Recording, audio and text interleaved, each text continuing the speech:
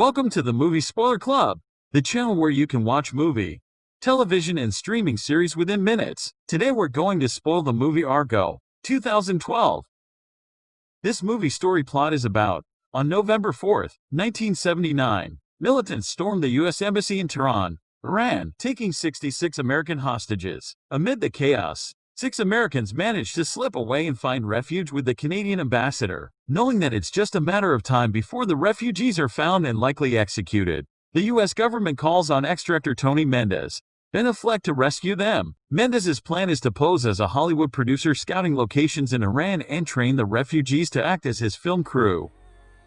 The movie Argo is based on a true story. For 2,500 years, the Persian Empire was ruled by Shahs. In the year 1941, Mohammad Reza Shah Pahlavi came into power. Reza Pahlavi is described as opulent or extravagant. While he lived in the lap of luxury, the people starved. The people of Iran were not excited about Pahlavi's policies that were westernizing the country. This era of rule ushered in the chaos that boiled over in 1979 when the people in Iran sought to overthrow Mohammad Reza Shah Pahlavi. Pahlavi fled his country to the United States seeking asylum. The Iranians grew furious, protesting that the U.S. returned Pahlavi to Iran to pay for his crimes. This hostile environment continues to brew as the movie begins. Immediately, there are unsettling scenes of people protesting in the streets. From inside the United States Embassy, employees and visitors can hear the loud chanting outside. The protesters are confined outside the embassy's gate, but everyone inside looks slightly uncomfortable and scared. It doesn't take long for a brave man to climb over the gate wall,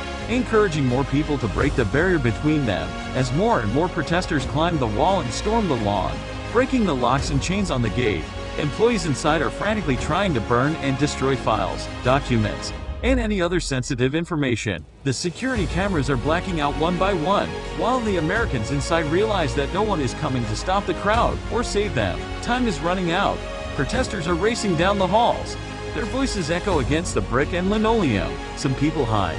Some people try to barricade their office, but 6 manage to escape out the back before anyone notices. For those who stayed inside were captured, blindfolded, and kept hostage.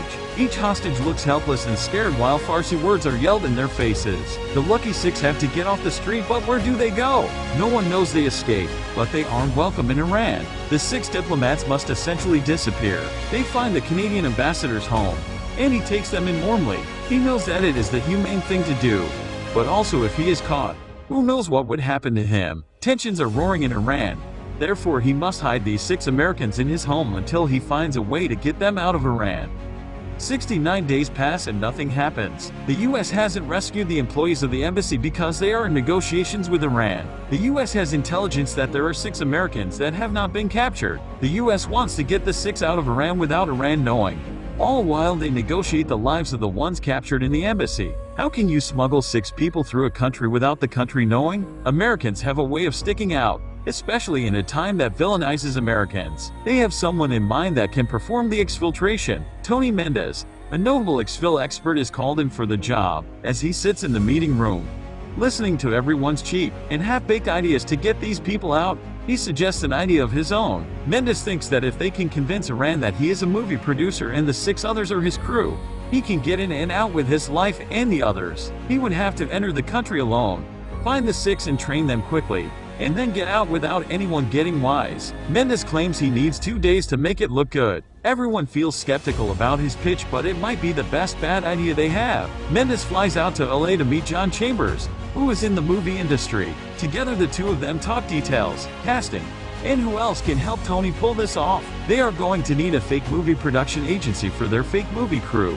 For their fake movie, they need Lester. Lester is also in the business, and with his help, they negotiate the rights to a movie script. Their movie, Argo, a space odyssey adventure. In order to sell this idea, they actually have to plan out all these intricate details that one when making an actual movie. All the work, but in the end, there won't be a movie. Meanwhile in Tehran, the group of 6 are having dinner with the Canadian ambassador, and things seem almost pleasant. Then gunshots prick the air and dinner is cancelled. The Americans are ushered into a crawl space below the floorboards. There they wait. Every day that passes is another day they spend in a country they don't belong in. They're in the sweatshops, Children are rebuilding the scraps of documents that were shredded at the embassy. The kids are tirelessly piecing together photos of the diplomats, and they notice that some of the diplomats are missing from the rest of the hostages. Back at the ambassador's home, the help is beginning to notice how strange things seem in the house. Suspicion grows as they have to calm their housekeeper's nerves so that she doesn't let anyone else know there are Americans hiding in the house. In LA, Lester decides that if you need to sell a lie, you need a PR event and a table reading of the script. You have to hype the people up and tell everyone you can. They are building evidence that creates a more believable lie. The night before Mendez has to leave, he removes his wedding ring and stares at a picture of his son. In the morning, he will begin this mission, but the odds are against him. If he fails, it could mean his life and the 6 diplomats who are counting on him. Schaefer, the guy who got Mendez the job, drives him to the airport the next morning. Before Mendez hops out of the car, Schaefer is obligated to tell him that if he is caught, the United States will not claim him. Comforting to know that if this doesn't work, he won't have any help getting back to the US and will likely be murdered horrifically. He nods bravely but uncertain. The only way to cut the fear is by laughing about it. Argo, fuck yourself. They exchange some jokes and Mendez heads on into the airport. There, he tries to call his son but no one picks up the phone. Disappointedly, Mendez pulls out a birthday card. He writes his young son a letter, wishing him a happy birthday and expressing how much he loves him. Will Tony Mendez get to see his son again? When Mendez finally lands in Tehran, Iranians have already caught wind that there are 6 diplomats that remain unaccounted for. Mendez will have to move quickly. As he makes his way through the streets of Iran, it immediately feels different. There are armored trucks loaded with people toting machine guns, and a man hanging from a crane. Tony meets with the Canadian ambassador, and together they go to meet his movie crew. As he walks into the foyer, the 6 are waiting patiently, but all chatter goes quiet once they lay eyes on Tony. Tony smiles warmly and introduces himself as Kevin Harkins. Mr. Harkins explains the plan, but the diplomats feel safer at the ambassador's house than with this strange man with his wild scheme. Unfortunately, these people have very few options. Every day, soldiers search suspicious homes in search of these missing diplomats, and many people are killed over these suspicions. They can't stay with the ambassador any longer. Their best option is to pretend they make movies and get out, hopefully alive, with Kevin Harkins as their guide. Tony goes back to his hotel room to begin forging their passports. They're in his quiet room. Someone slips a letter under his door. The letter is more or less a gentle threat that he and his movie crew need to meet at the bazaar tomorrow at a specific time. It's a test to see if he is lying, and undoubtedly to get a good look at the crew he has, even though he would rather not. His associates with the CIA tell him he definitely should. The less room for suspicion, the better. So instead of learning their characters for an entire day, they must put on a convincing show in less than 12 hours. The diplomats are unprepared. They haven't been outside in over 80 days, and now they have to pretend they know how to make movies. 2 diplomats are refusing to comply, and Tony knows that this only works if everyone is on board. They have to believe the lie, or a lie is all anyone will see. Kevin Harkins approaches them gently and reveals his true identity. He makes himself vulnerable in hopes that they will agree to go through with the plan. It works. Everyone is scared, but at least everyone agrees this is their only chance. On the way to the bazaar, the crew hits a wall of angry protesters. They idle for a moment to calculate their way around.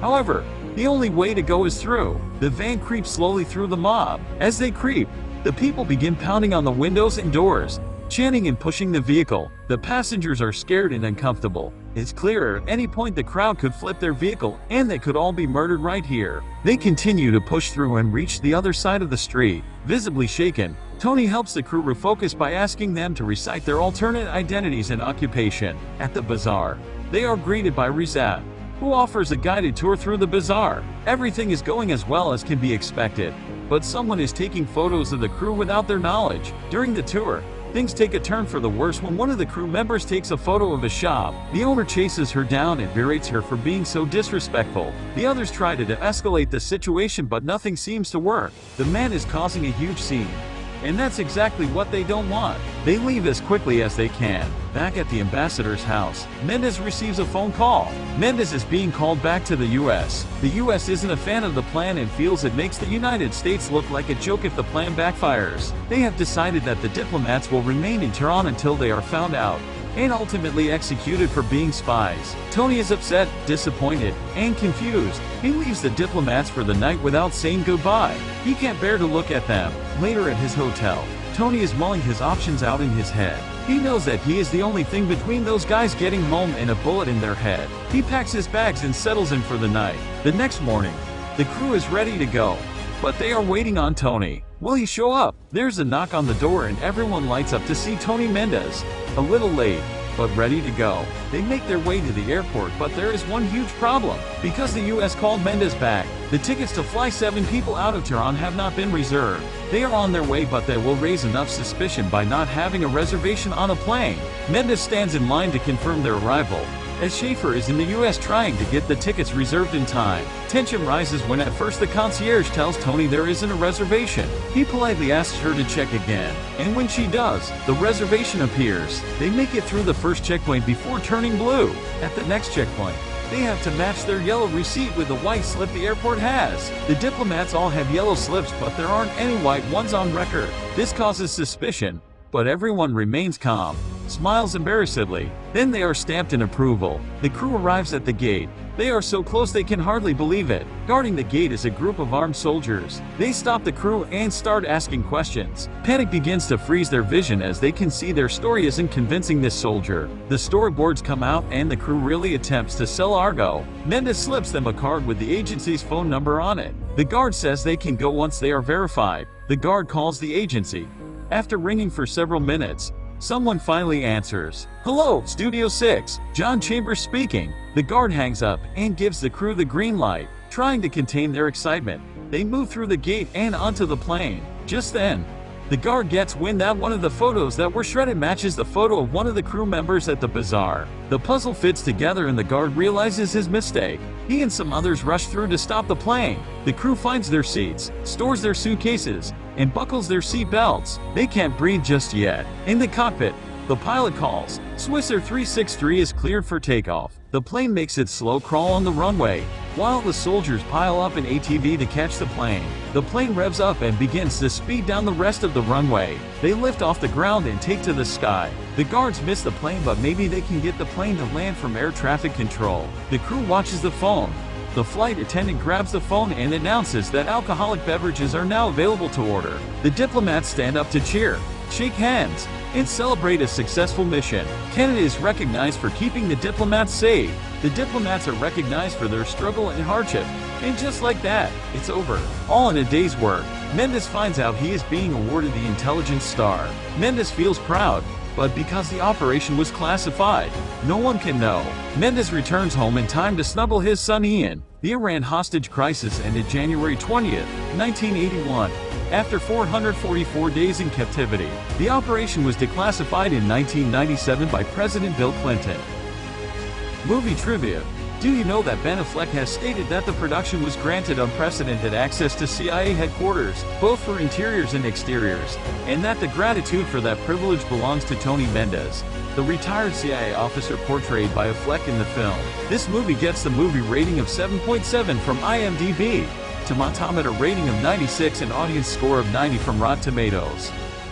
Thank you for watching and be sure to hit like, subscribe, share your thoughts in the comments section, and hit the notification bell for the new movie spoiler video every week.